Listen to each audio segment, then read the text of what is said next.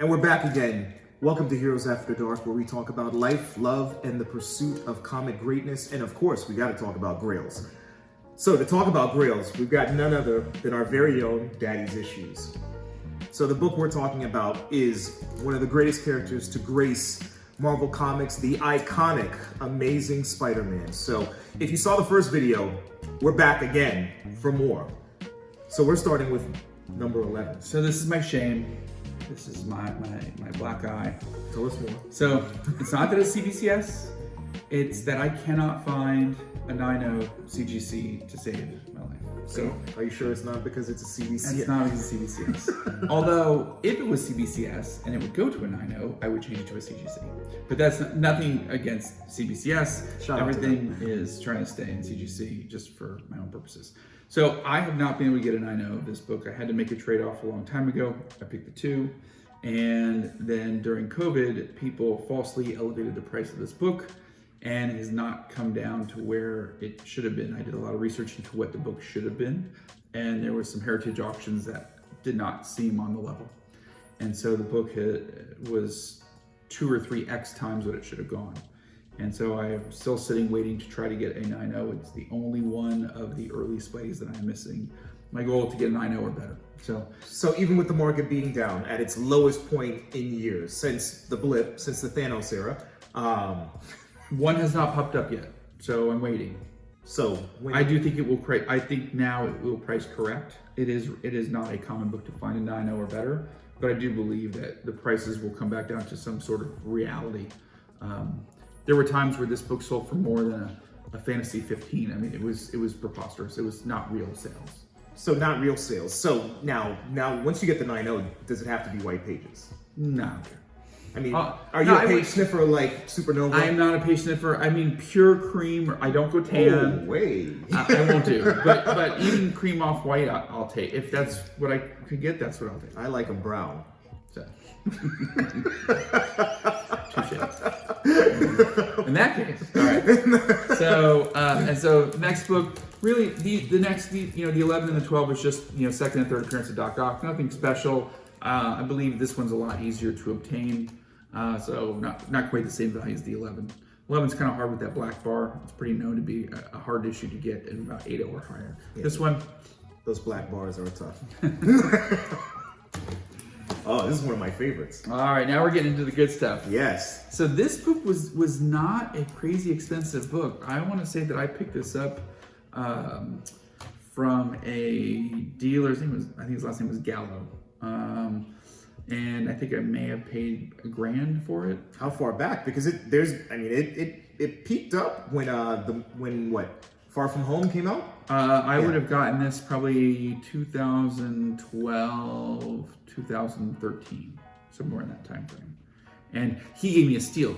He said he was in for nothing on the book. He cut GPA probably by about 40 or 50%. I mean, it was a steal at 1,000. Wow.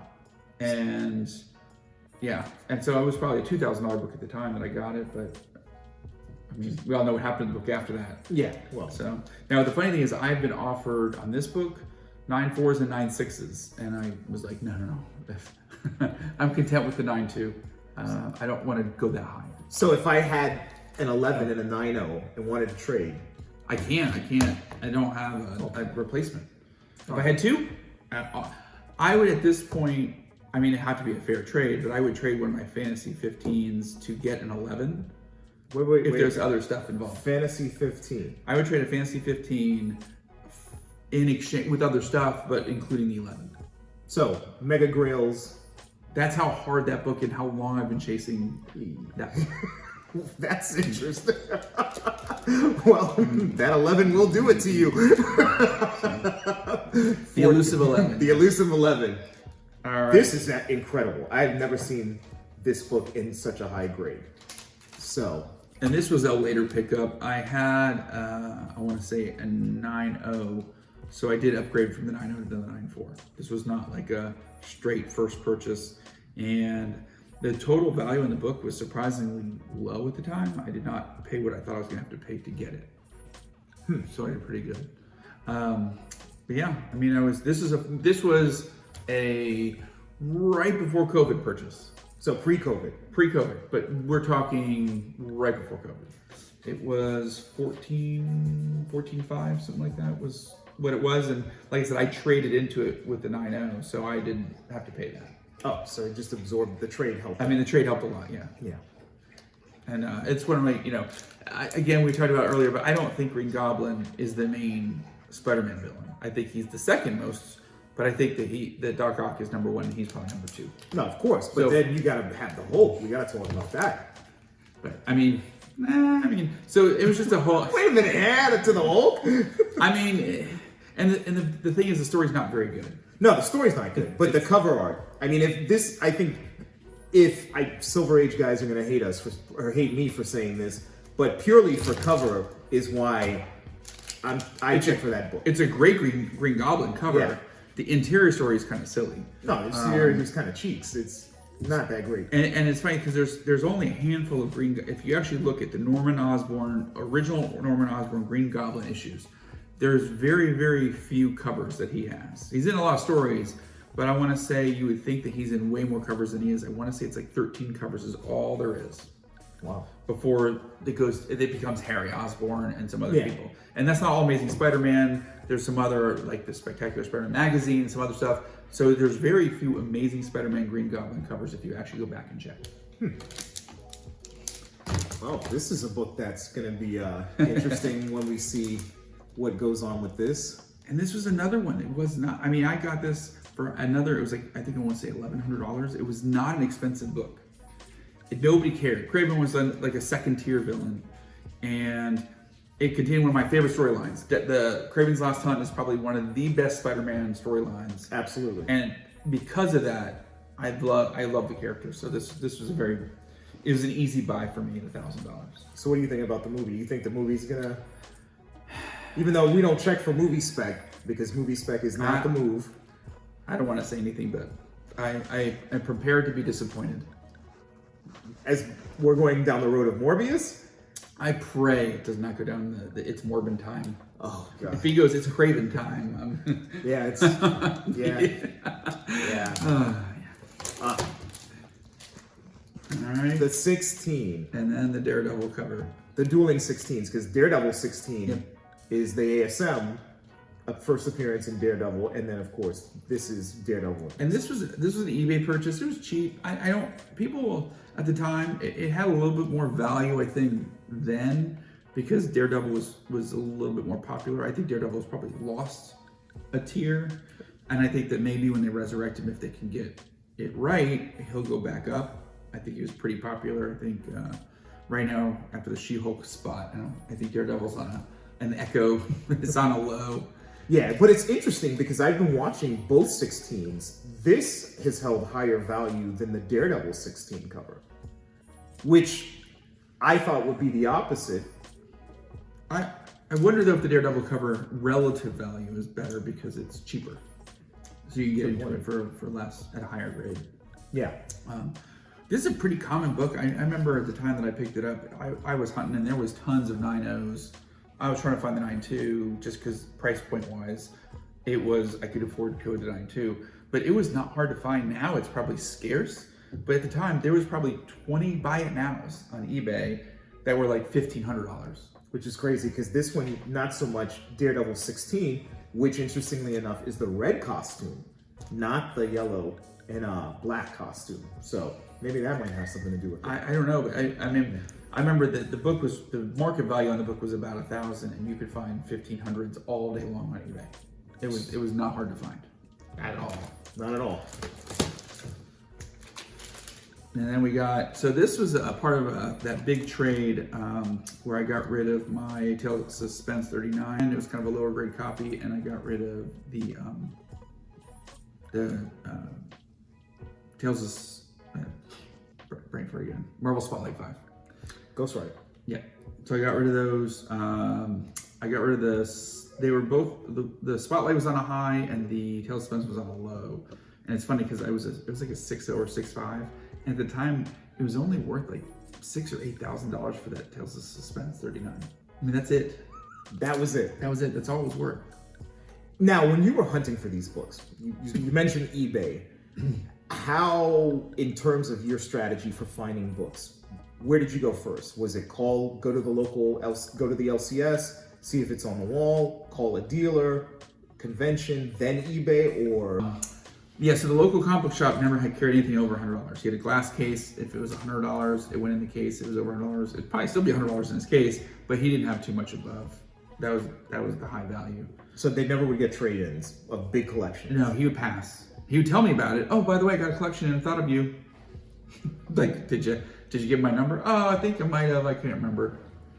I passed. Shout out to the LCS. So yeah, it was always making it great. Never, yeah. So most of my stuff when I was in Georgia was either hole in the wall, places that would have comics that you'd never think they would have them, or it was eBay sales. So you would find comics in strange places. Yes, there was a big place near me. It was a watch repair shop. A watch repair shop. Watch repair shop. The lady had remarried. They originally was a comic book store, or back in the day with her first husband. And yeah, just an entire like second room of nothing but boxes piled to the ceiling of comics. So you just took your time. I just took my time, and she was very fair in her prices, and she just brings about 10 boxes a week from her garage after I've gone through their stock, and just peel through it. Yeah, I got a lot of good books there. Well, I'm sure. So, but yeah, this one was a big trade for me. I'm not sure if I ever broke down the value to see how I ended up, but at the time I was very happy. I got 2 books I was hunting. So, the significance of this book, did at any point in time, did you say, I'm just going to go buy raw books only? I tried. I was not very good at picking out CGC books at the time to say, oh, this is clearly this grade, this is clearly that grade. So visual grading. I think I was always off. Sometimes for the better, sometimes for the worse. I could not look at a book and be like, that's an 8.5. Really? No, this is early in me hunting these things. I happened to hit a good time when, the market in general was down, the housing market had crashed. So when you were buying books between 2007 and 2010, you were buying at 40 cents on the dollar.